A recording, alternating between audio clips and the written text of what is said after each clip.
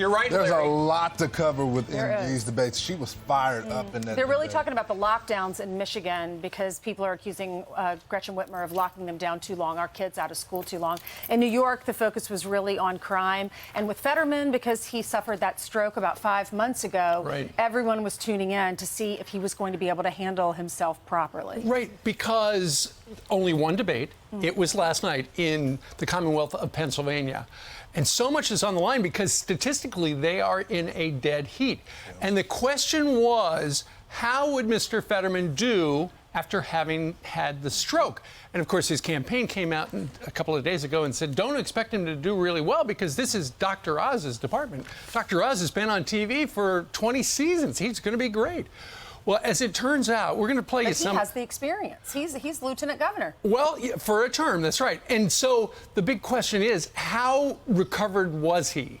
And this morning, the headlines are not positive for him. He did not do well. It was hard to watch. The very first words out of his mouth were good evening. Rather, the first thing he said when he came out was, hi, good night, everybody. Rather than good evening, good night. It sounds like the end.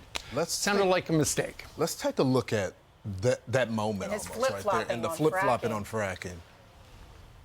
I've always supported fracking, and I always believe that independence with our energy is critical, and we can't be held, ransom to somebody like Russia. I must correct the record. You're saying tonight that you support fracking, that you've always supported fracking, but there is that 2018 interview that you said, quote, I don't support fracking at all. So how do you square the two? I do support fracking, and I support fracking, and I do support fracking.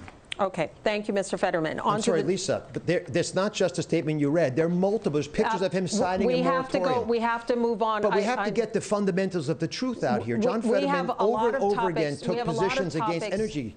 So, of course, the moderators had a hard time because it gets to a point where it's just abuse, where there has to be some sort of mercy rule in it because it was just unwatchable. I think it's important before we start talking about the policy position there that was obviously a flip-flop. This all started during the primary when he just went ghost. You didn't know where he was. He wasn't doing campaign stops, and everyone was saying everything is okay. Well, then comes to find out they had to confess that he had indeed had a stroke. And obviously, we're praying for him that he gets a full recovery.